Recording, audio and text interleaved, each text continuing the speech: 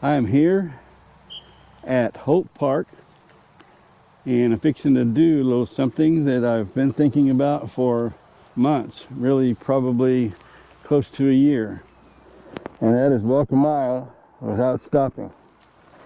And there's a reason why that'll be kind of a big deal for me, and I'll tell that story a little bit. Look, we got a buddy. So sorry, got distracted by a crow. Bird. Squirrel. Yeah. So my daughter Lauren's with me. Say hi, Lauren. Hello. Gonna do a little videoing too, then I can clip this stuff together.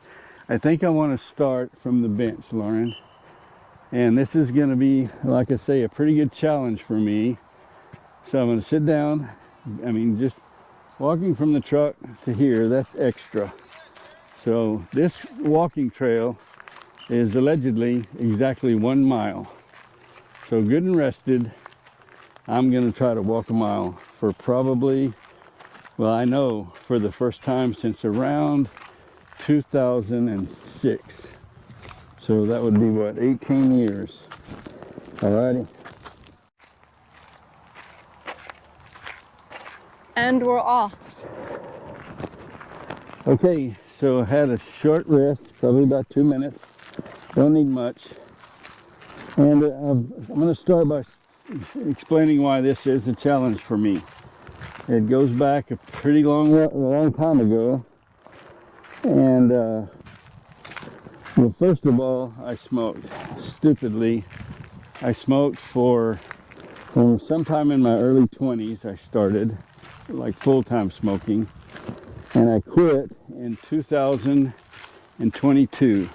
On January the 18th, 2022 is the last day I smoked a cigarette, or the first day that I didn't smoke a cigarette. That happened to be Martin Luther King Day, which was not the reason, or it just pure coincidence. I had decided on New Year's, my resolution would be, I'm definitely quitting smoking. And whatever cigarettes I still had, when they were gone, that was it. And those few packs of cigarettes I had lasted until January 18th. And that's the last day I smoked. So nobody should smoke. And I know that. We all know that now. And there was another reason, a very good reason, that I should not have. And it is my dad. I believe he was 46 when he had his first heart attack. He had hardening of the arteries, or what is it called, Lauren? Arteriosclerosis? Yeah. Hyperlipidemia? The stuff that he had bad arteries, right? Yeah. And I inherited that. It's obviously going to be in my DNA. He wound up having a heart transplant after first triple bypass surgery, another heart attack, heart transplant. And see, my dad was born in 1935 and he died in 1993, so he didn't even make it to 60 years old. And about, I don't know, maybe 15 years ago, maybe 20, I don't know, at some point, I did a lot of walking on my work. I walked pipeline right-of-ways, doing inspections and mapping pipelines, things like that. And I started having a lot of fatigue in my legs. I just couldn't walk like I used to. I didn't have the endurance, so I had leg pain. And I went to the doctor, and he sent me to a specialist, and I was diagnosed with peripheral artery disease. And being the hard-headed dumbass that I was, I decided, well, I'll smoke less. I tried to quit smoking. I tried multiple times. I just never succeeded. And a few years ago, not that long ago, I guess a little over 3 years ago,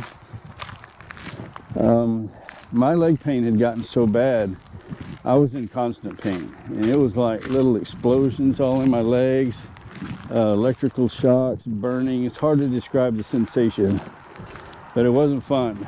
And it was 24/7. I had what they call pain at rest, meaning even laying in bed, it hurt. And I had talked to doctors, and it was obvious that I was on the verge. It was a consideration for me to be a double amputee. And a PA in Brenham, I had been to a cardiovascular surgeon once before, several years ago, probably 6 or 8 years ago. And at the time, I still smoked. He interviewed me, and I could tell, and I don't blame him for this, the guy was really not interested in trying to help me. I mean, if you have this kind of problem and you're still smoking, and he can smell the smoke on you, why is he going to prioritize you? He pretty much blew me off. And I was very discouraged by that. But at that time, I was still able to function fairly normally. I only had leg pain when I would walk a good distance. And so I keep smoking, right? Well, after I quit smoking, a PA in Brenham encouraged me to go back and try again.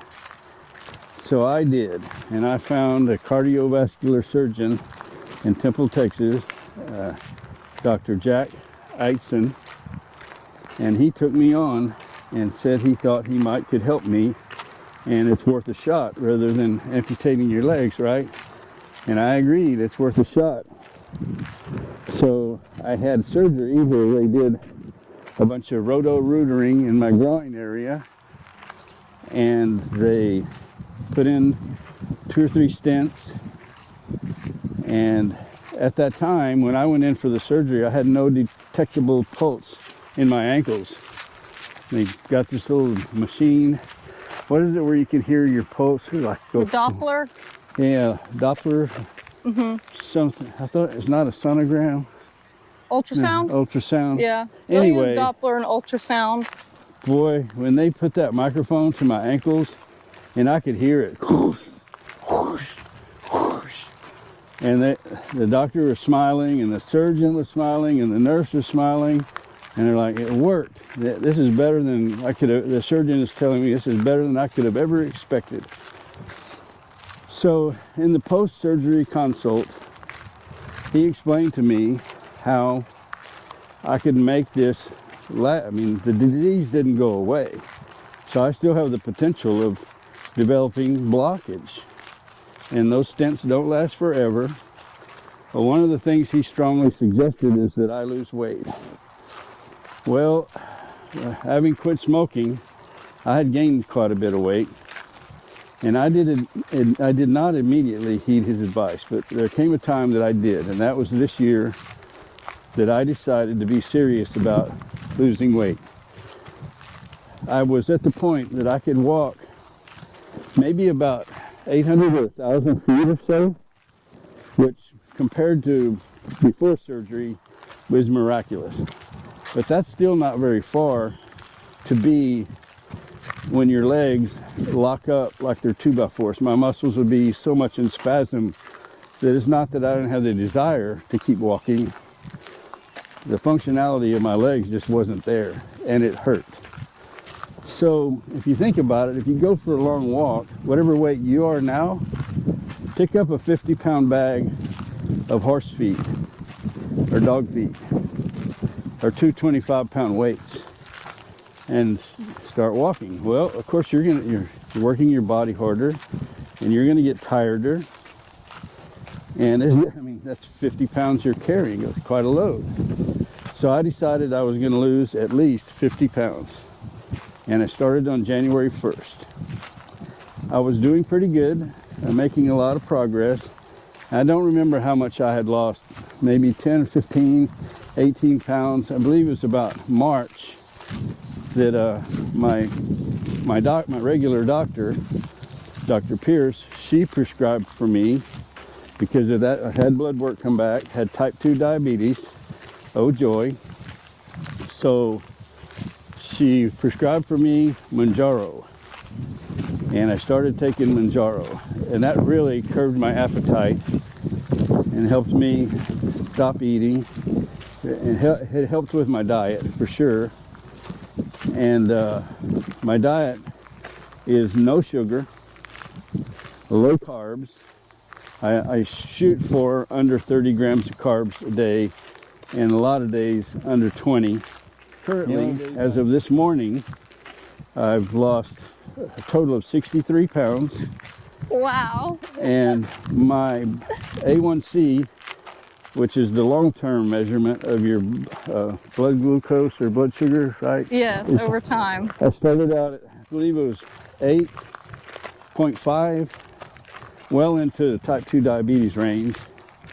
And my last blood test, which was 2.5 months ago, I was 5.7, which is in the normal range. So, very good. Yes, incredible. We've come a long ways. I'm not sure. Yeah, we have. And so We're here's almost how I feel halfway. about, well, I'll tell you this. On January 1st of this year, I could not have made it to here. There's no Yeah, way. there's no way. It was not going to happen. 2 miles. Well, I remember even when we would go geocaching, just from the car to like a geocache, you would be like, I have to sit down and take a rest Remember for a when we little got bit. those geocaches over by the dam down in the woods? Yes. I barely made it back to the van. Yep. It was all I could do to make it up that hill. Yep.